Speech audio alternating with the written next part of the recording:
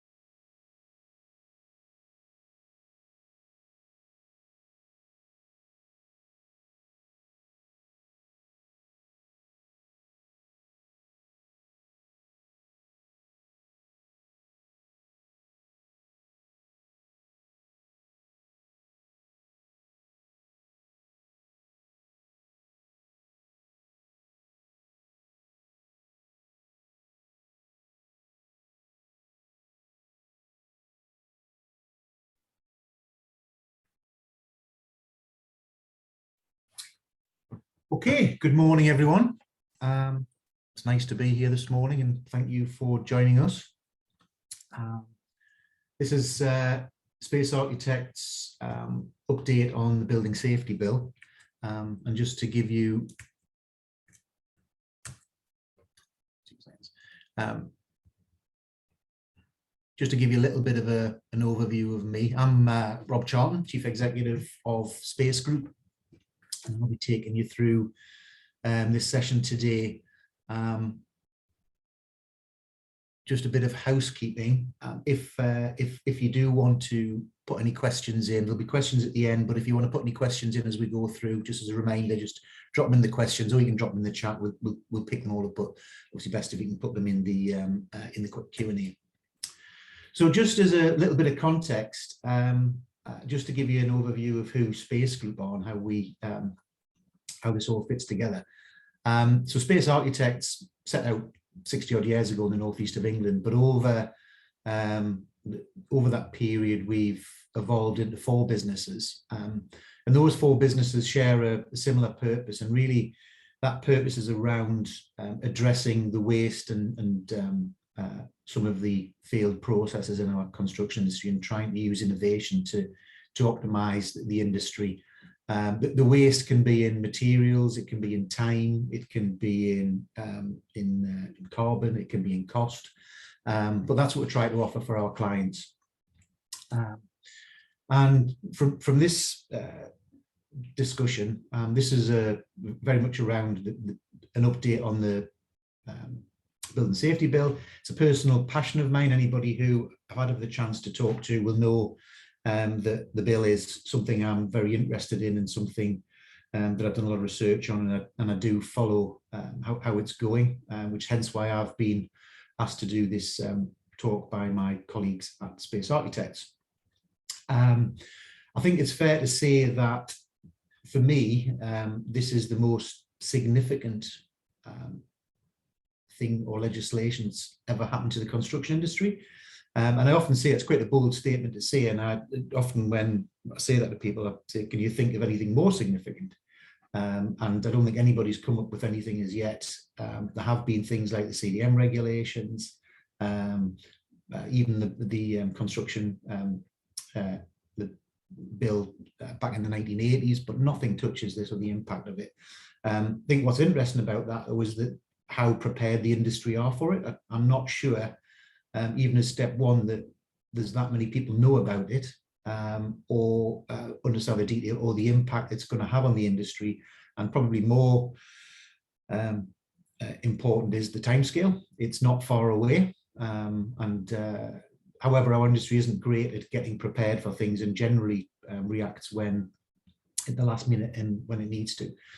So what I was going to run through today is some context of where the bills come from, a little bit about the draft bill, and that ties in with the legislation, and then finishing up with the timeline of what will happen next. So unfortunately, this is where it all started. I don't think some of the issues in the industry that came out of the Grenfell fire were a huge shock to any of us that have been in the industry for some time. I think where Grenfell differed was it all came together in one place, and it was all the issues happened on this, unfortunately, this project. So 14th of June 2017, 72 people lost their lives, and a large part of that is down to the industry which the majority of us work within, which unfortunately the legislation happened too late, and it takes something like Grenfell for the industry to or even the government to address these issues. I think what's even more concerning is that those issues are still existing in a lot of buildings and approaches and projects which I work on today. So there's still a lot of this around, unfortunately. So just to give a bit of update or overview of where we are at with the bill and the inquiry, because there is a difference between the bill and the inquiry. So the public inquiry started in August 2017, which is an awful long time ago, and Sir Martin Moore-Bick is leading that inquiry, and it's ongoing now, and actually I even think it's live as we speak. It's split into two phases. The first phase is complete, and that was really the factual narrative about the night, and you probably will remember that. You may see it on television, and it was very much around interviewing the people, the ambulance and the fire and all that sort of thing.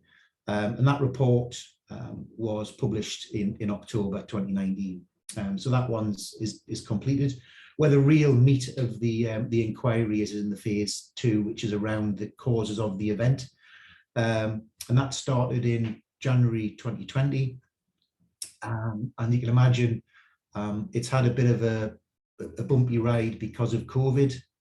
So it has taken a bit longer. It has stopped because of COVID, but it is still running at the moment. And that's made up of 8 modules. And you can see the modules on the right-hand side. So it covers a whole load of aspects right across the board.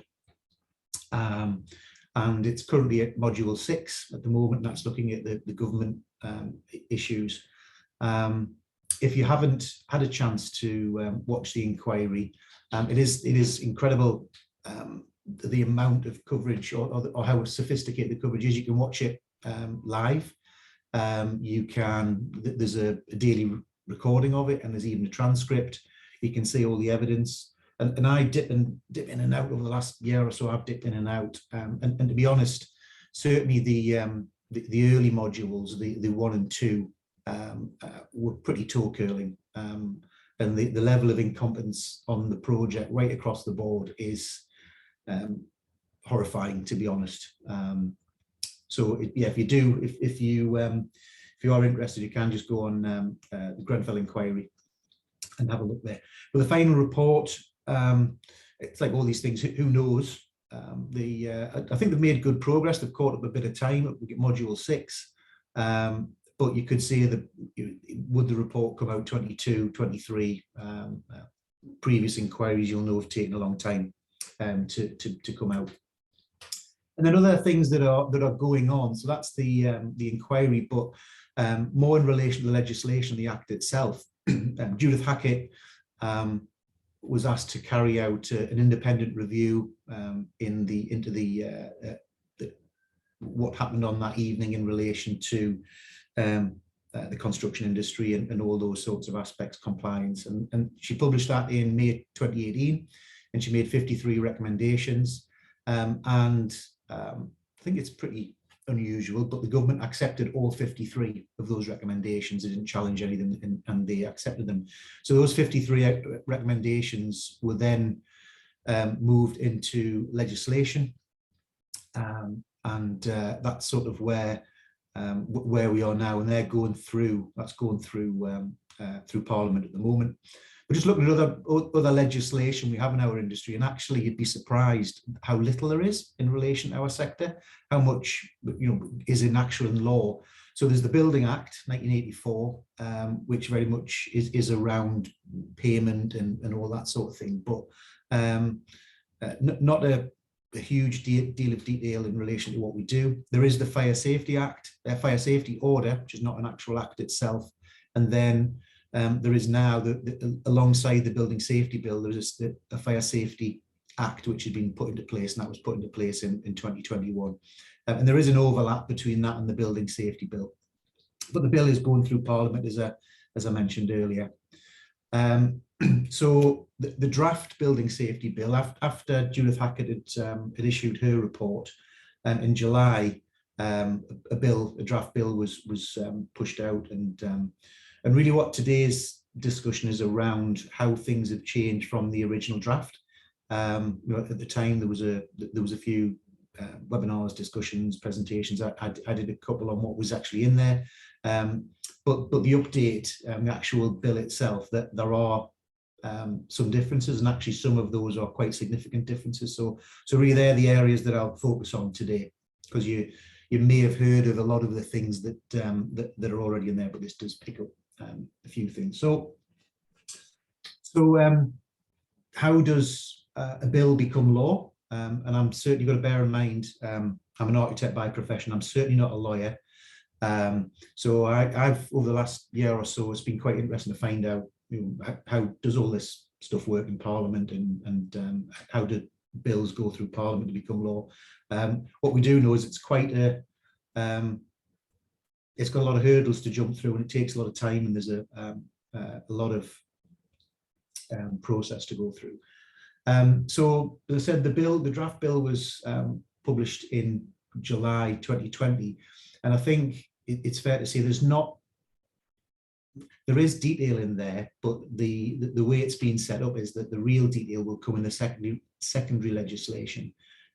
So there may be lots of questions on the detail, but a lot of that doesn't exist. So the bill that's going through Parliament really just sets the framework, and we'll pick up on that. So it went through the first select committee scrutiny in November 2020, and to be honest, there wasn't a huge amount. There was some really good comments came back from that, and then there was a response from government, and again, nothing really significant. And what, having read the committee report and the response from the government, it seems politically there's more interest in the issues around replacing the cladding, people that are in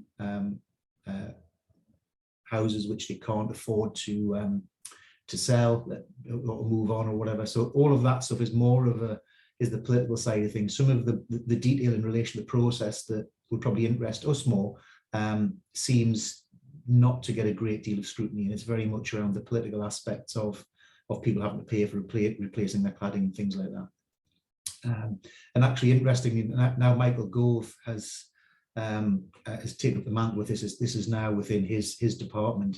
You might have seen that he is really starting to push back and looking for some of the companies such as Kingspan, such as Celotex, such as ACM, to put the hand in the pocket, basically. And there's been a lot of information about how much, something in the Sunday Times at the weekend about how much profit these companies had made and how much the directors had made in this period. So the second reading, 21st of July, got through the committee stage, 9th of September, and now is at report stage. And then after that, it goes to the third reading. It then goes to the Lords, and then it ought to be then the Queen, actually, in simple terms, signs it off.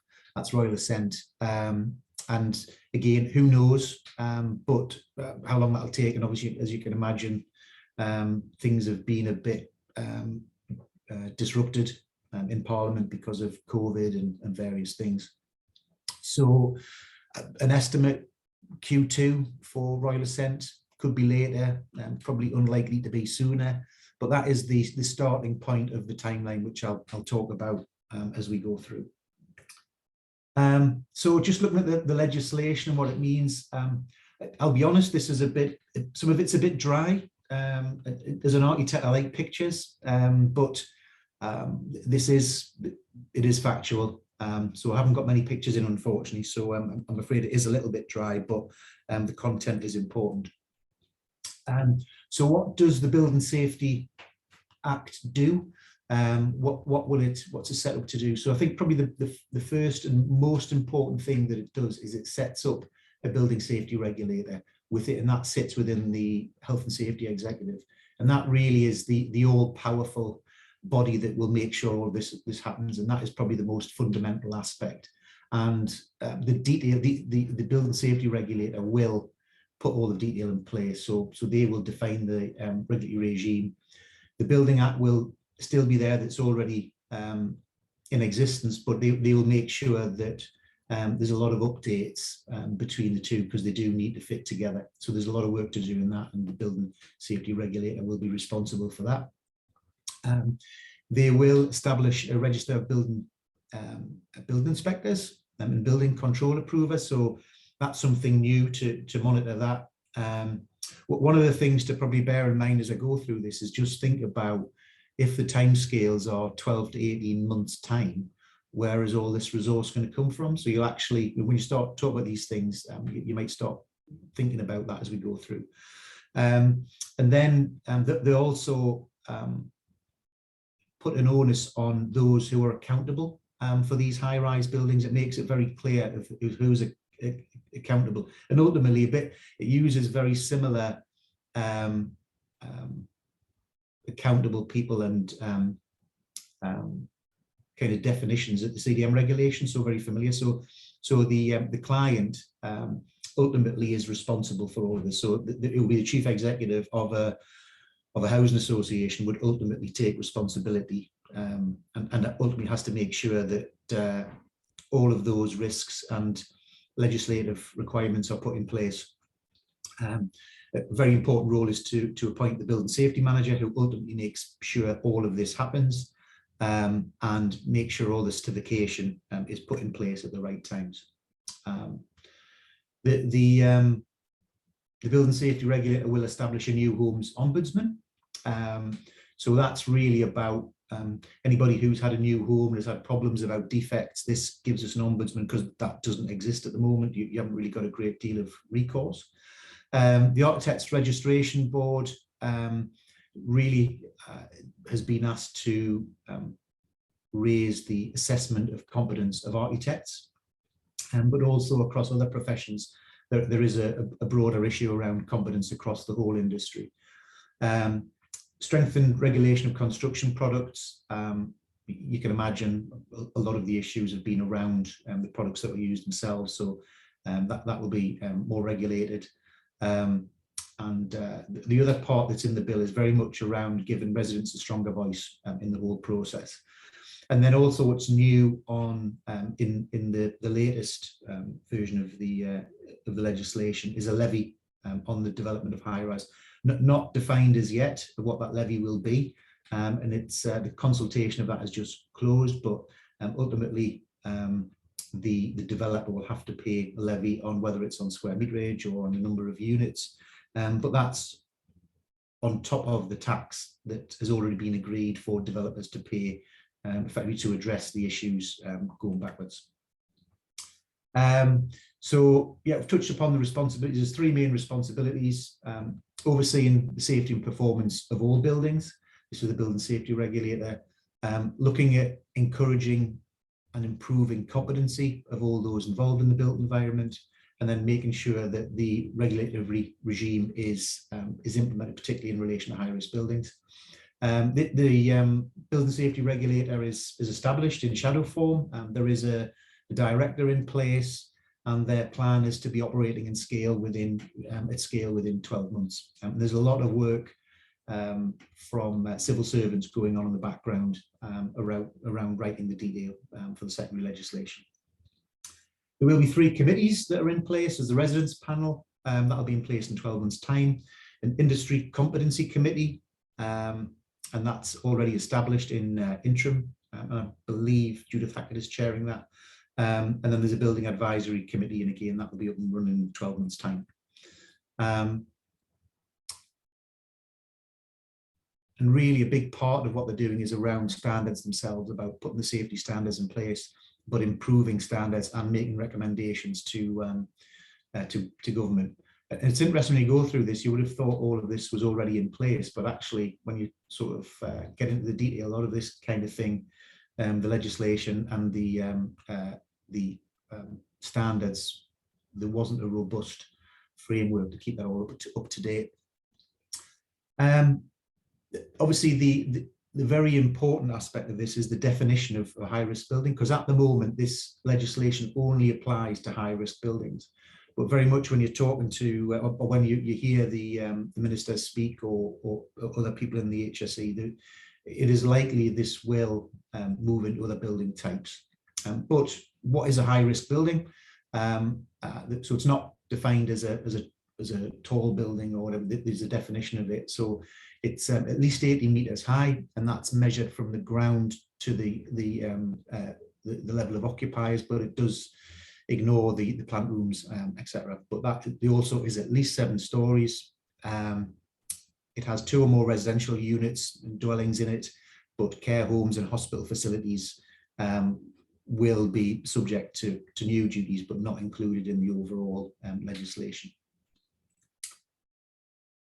So again, I've touched upon the accountable person, but ultimately this is the person at the top of the tree who will take responsibility. And I guess, as with the CDM regulations, I think we have got very safe construction sector in the UK, and a lot of that is because the buck stops with the client at the top of the tree, and if anything goes wrong, ultimately they are very likely to go to prison.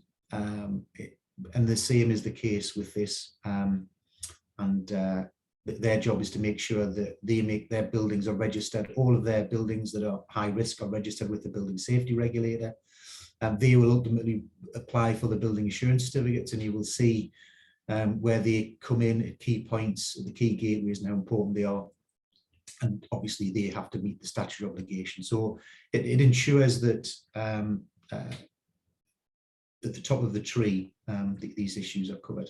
A very important role is the accountable person appoints the building safety manager, and the safety manager really implements all of the things that are in the legislation on the client's perspective. So it's an important role. And again, going forward, if this is all going to happen in the next year or so, these are people with lots of experience, need to understand the industry or building. So that's going to be a challenge, but their job is to make sure everything is, all the standards are complied with. There's a new building safety case report, which really sets out how the building is going to be managed, how it's going to be constructed, how it's going to operate, in basically everything around safety. And there's a lot of work going on now by a number of working parties to work out the detail, but ultimately the building safety manager will manage that. And one of their big roles is about connecting between the building, how it's used and managed, and those in the building. So I was use the example, if there's some building work being done, the building safety manager makes sure that everyone in the building knows about it, but also has a responsibility if someone puts leaves their bike in a fire core, they make sure that's removed. So really they have a full on-site responsibility for all of those activities. And I've touched on the safety case report, which has been developed, what will be in that document, and currently there's going to be a lot in it from what I've seen of some of the early work. It's all the things you would expect, but not only the information about the building, but how are you going to engage with those using the building, and even down to complaints handling, and the broader issues of keeping the building safe. And then, yes, there will be a resident engagement strategy.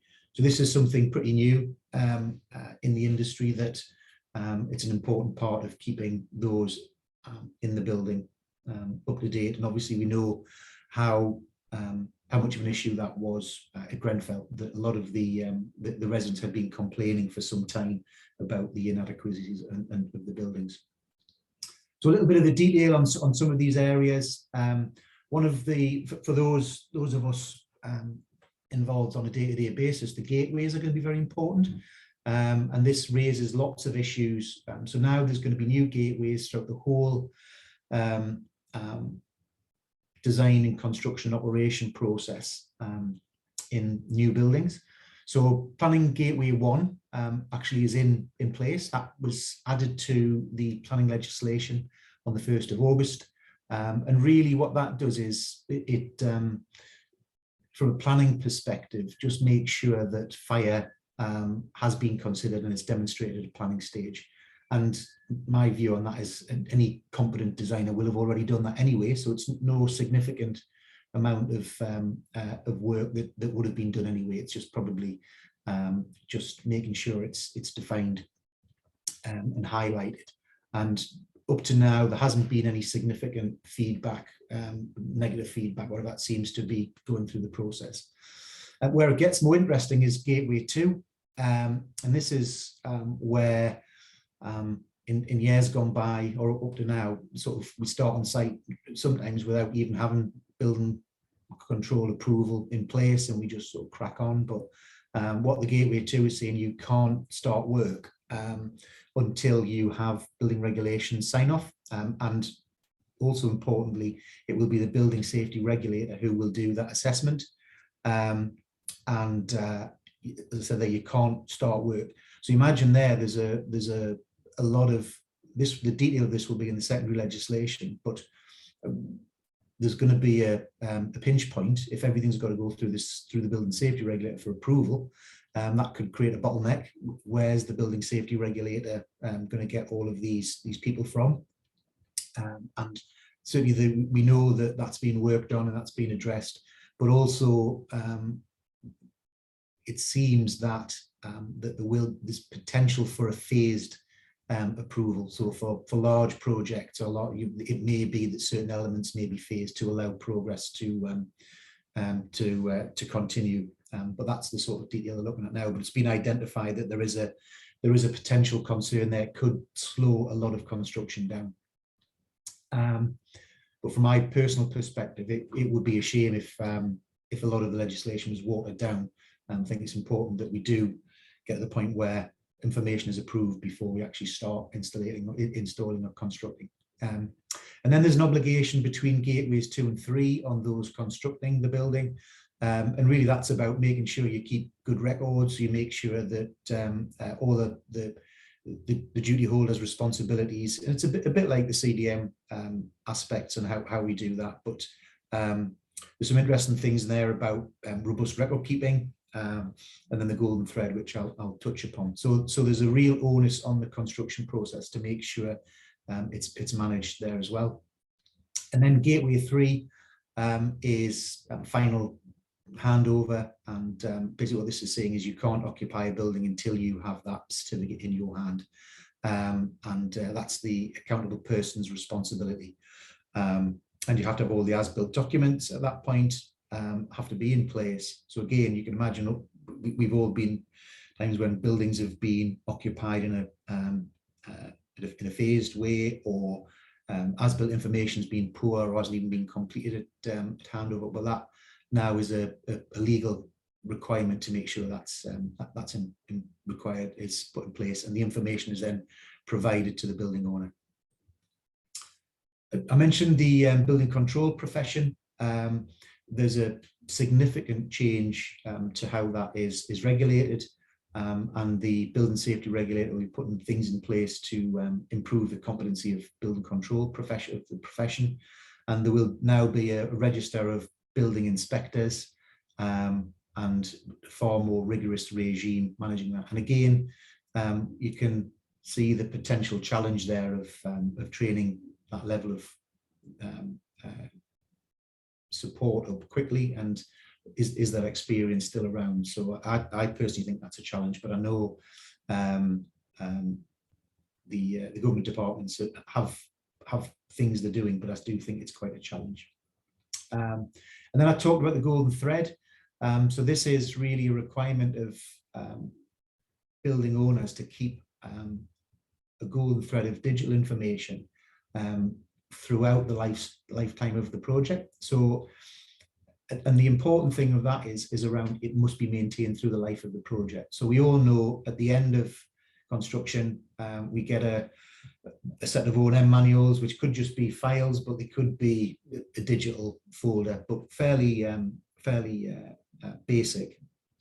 But then as soon as they're handed over, they virtually come out of date straight away. So people pull the drawings out, don't replace them, changes are made to the building, and they're not updated. So one of the issues at Grenfell was the doors in the fire core were changed, and they were supposed to be 1 hour doors, and they were changed with not even half-hour doors. So it's making sure that's kept up to date.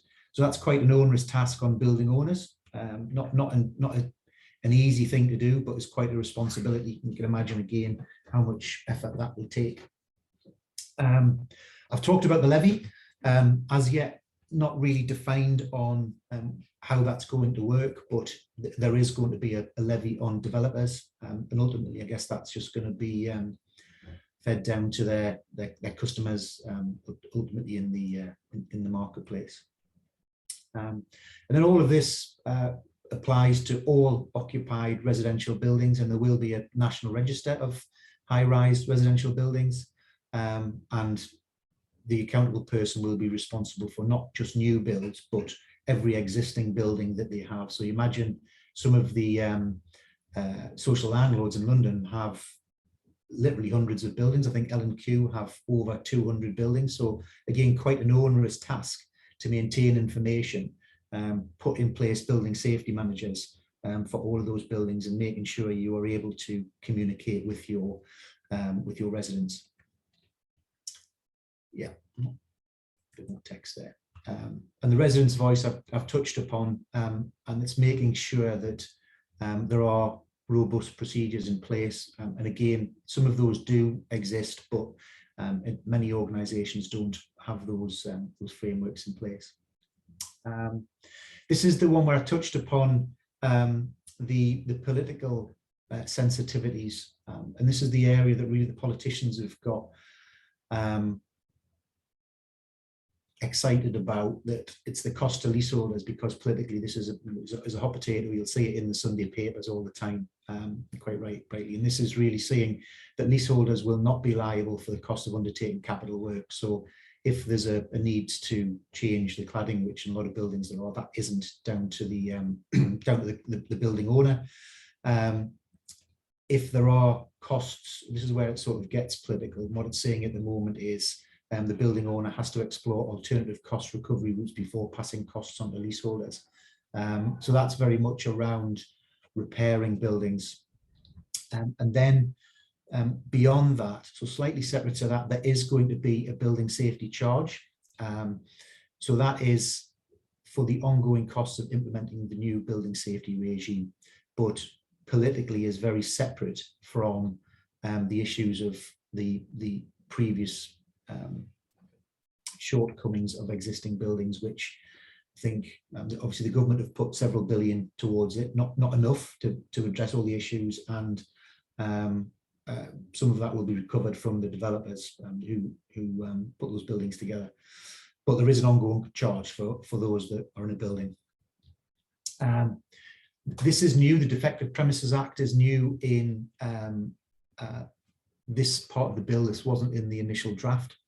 So the period that a claimant can bring a claim. So for those of us who have been in the industry for a long time, it's generally been 6 years of the work taking place, and that 6 years has now gone from 6 to 15 years. But also, it's the measures will be applied retrospectively. So imagine again from an insurance perspective, that's just more than doubled the the claimant's opportunity. So from an underwriter's point of view, it's increased the risk. And those of us who have had to get professional indemnity insurance over the last couple of years will know how challenging that is going forward. And then I've touched upon the new homes ombudsman. It gives people who buy new homes an opportunity to, if they don't get a satisfactory response from the developer, they've got at least they've got somewhere to go now, which they haven't had previously. Construction products, again, a big area of failure across the industry. And when you watch the inquiry, you'll see where this sort of fell down significantly. But now there's going to be a far more rigorous regime, and the regulation is going to be put in place, and new requirements so that the products can be safe. And some of the things that were going on were really concerning. And then there's going to be a safety critical products list. So this would pick up things like cladding, probably doors. There'd be whatever's on that list, not defined yet, but that's the kind of thing that will be on that safety critical products list. And manufacturers will be expected to declare the performance of their products. And again, if you've been working in the industry over the last couple of years, you'll know that a lot of manufacturers are reviewing their products and how they are used and what technical information they provide on those products now. So there is going to be an Office of Product and Safety Standards put in place that will be responsible for making sure this is all of these standards are put in place on construction products, and will have the teeth to enforce that, but also provide advice and support to the industry, and will be responsible for product testing, and will link very much with the building safety regulator and trading standards in relation to driving change. So I think this is a very important part of the bill, and I think having something like this in place will be a real help. I've talked about the amendments to the Architects Act. Architects did come in for quite a tough time in the certainly in the inquiry. The architects weren't particularly competent, I think that's fair to say. So what will happen is the architects registration boards will have more powers, and again, not really defined yet in any level of detail, but it will tighten things up. So as you can see, there a lot of change, a lot of legislation, a lot of requirements for all of us, significant process changes. As I said, one of the biggest challenges I can see is in around where's this experience going to come from to carry out all this monitoring, particularly when we've got gateways which are drop-dead gateways that mean we can't progress to the next level. So I think there's some challenges there, and then particularly when you start to see the timeline.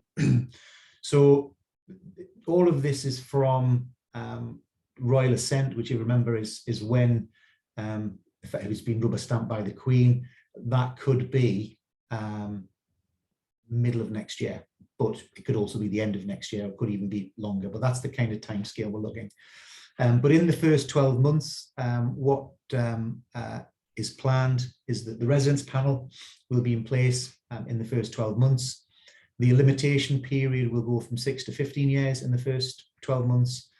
The Office of Product Safety and Standards will be in place, and the work with the Architects Registration Board will be put in place. So that's all of that is probably within 18 months. That's all going to be in place, and something we're all going to have to deal with in this new legislation. It's going to be law. And then a bit more of the meat on the bone between 12 and 18 months. So that's probably, this will all be in place, and a requirement probably in 2 years' time, so probably towards the end of 2023. So the Building Advisory Committee will be in place. The Industry Competence Committee will be in place. The gateways will be established and will have to be complied with. The developer levy will be in place, so there'll be a cost there on all new buildings, high risk buildings. the mandatory reporting to the building safety regulator, the golden thread of information. So really, what's interesting about that is that those developing buildings now need to start thinking about how are they going to gather that information and what's unknown yet. I'm not sure whether that information has to be there, what the line is for when that information has to be started to be collected. And then the registration of building inspectors and the building control approvers will be in place in the next 18 months. And then more things to consider. All building owners of high-rise residential will have to put their buildings on the high-rise residential buildings register. Obviously, at that point there, the duty holders will have clear accountability. So at that point there, the accountable person, as in the client, and the designers will all have their, and contractors will all have their responsibilities, which will all be in place. Residents will have their new duties, and then the things in place to protect the leaseholders, and the product safety critical list will be in place. So I think as an overview, it's a huge change, as I said at the beginning. How much of the industry is aware of that, I'm not sure, but I do find there's a lot of people aren't aware, and probably even more surprising to them is the timescales of when that is all coming in place. So if there are any questions, I'm happy to answer them now. So there are a few there. Just give me a couple of minutes to, I'll just clear my throat.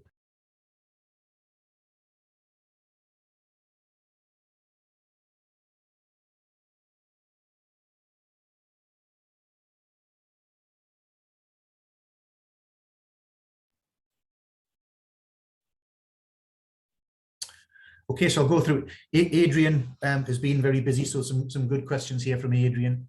So I'll answer the ones that I can, and I'm not a lawyer, and I'm certainly not an expert in legislation, but I'll just share with you what I know. But there is some excellent information on the .gov website, so there is some really good information there.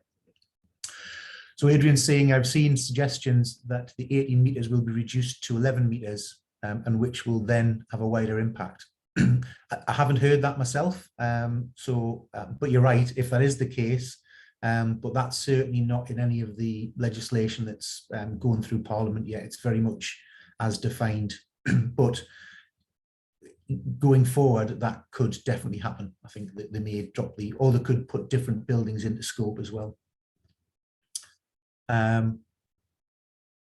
Yeah, I think the ones is just a comment from you, Adrian, saying that Scottish technical standards already set out principles of stage warrant submissions, and I think we used to do that in our industry. Certainly, all those years ago when I was more on the drawing board, shall we say, that was the case, but that seems to have been watered down. How can the industry raise greater awareness of existing requirements such as Regulation 38 for the handover of all fire safety information at the end of the project, and in line with CDM requirements for the PD to collate the health and safety file? I mean, clearly that legislation's in place now. I think there will be a lot of talk about this when it becomes law in 18 months' time. And really, I think that's the whole point of legislation, is that it puts the onus on building owners to make sure these things are in place. And if it's law, I guess it's down to you down to businesses to make sure that they are complying with the law. And it's down to the industry to make itself familiar with the law. And I think, yes, a similar point from Adrian about how to make people aware. It is a challenge. As I say, I think there will be many that are not aware of what's coming. And generally, what we've done in the industry is we respond when we have to, rather than doing anything in advance. So I'll have a look at some of anything in the chat, but please add any more in if yeah.